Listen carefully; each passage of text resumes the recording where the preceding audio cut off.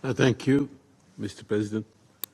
Mr. President, let me start by congratulating you and the delegation of Mozambique on a very successful presidency of the Security Council. Mr. President, we thank you for organizing this important debate on the protection of civilians in armed conflict, and we thank the briefers for their thoughtful insights.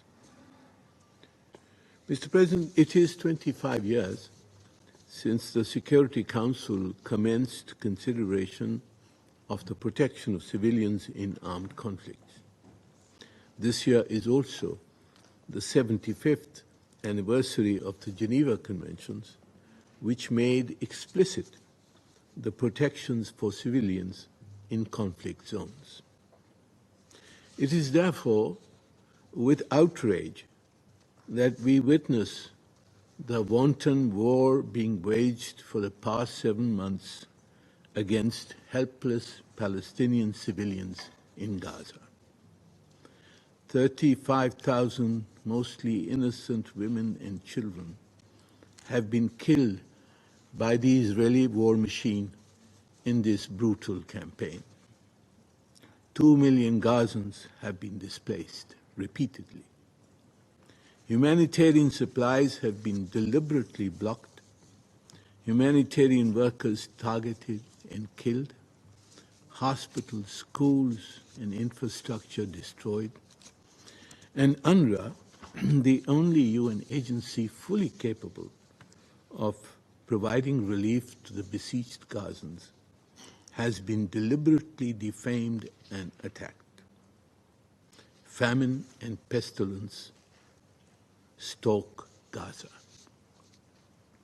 Mr. President, this plausible genocide, as termed by the International Court of Justice, will forever remain a blot on the world's conscience. It will haunt the perpetrators of this slaughter. It has sullied the reputation of those who were complicit in the Israeli crimes by offering impunity to the extremist Israeli leadership. The prosecutor of the International Criminal Court has sought arrest warrants, including for 2 of Israel's leaders.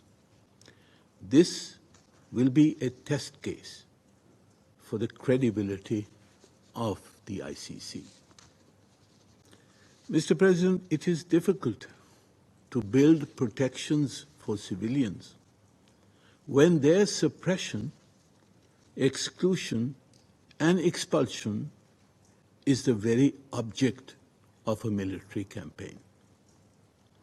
As in Palestine, a pervasive campaign of oppression has been underway for decades in occupied Jammu and Kashmir, executed by an army of 900,000 troops acting with complete impunity to impose what is ominously called a final solution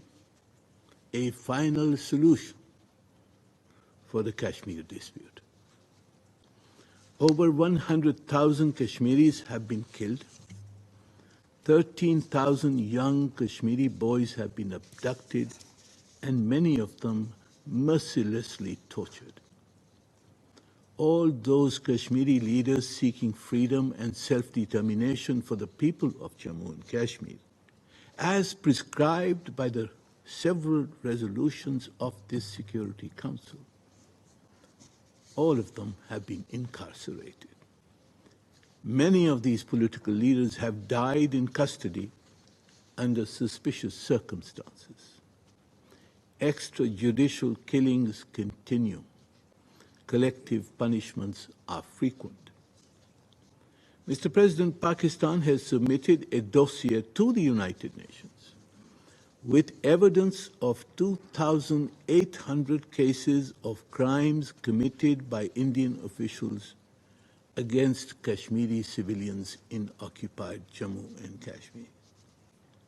the UN High Commissioner for Human Rights, and more than a dozen special rapporteurs of the Human Rights Council have expressed deep concern regarding the massive violations of human rights in occupied Jammu and Kashmir and sought investigations. All their requests for access to the occupied territory have been denied. Mr. President, it is imperative for the Security Council and other United Nations bodies to redress such violations, to end foreign occupation, and to promote the right of self-determination for the Kashmiri and Palestinian people. It is essential to address the underlying causes of these conflicts, promote political solutions, and ensure the observance of international humanitarian law, and end the impunity for war crimes and crimes against humanity. The Security Council can contribute to this by holding the perpetrators of war crimes accountable, by halting the supply of weapons to the perpetrators, by imposing political and legal consequences on the states and individuals responsible for these crimes, and by offering protection, including through UN peacekeepers, to the civilians suffering under the yoke of foreign occupation. Mr. President, the adoption of Resolution 2719 was an important milestone in building credible avenues for the protection of civilians, including through peace enforcement. We must build on this example of enforcement actions.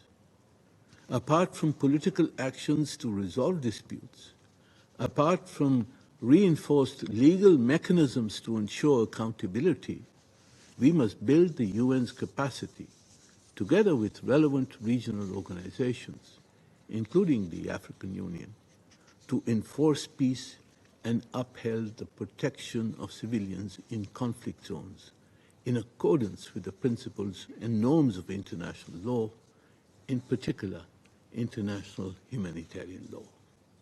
Mr. President, Pakistan looks forward to working for these objectives within the Security Council and at the forthcoming Summit of the Future. I thank you, sir.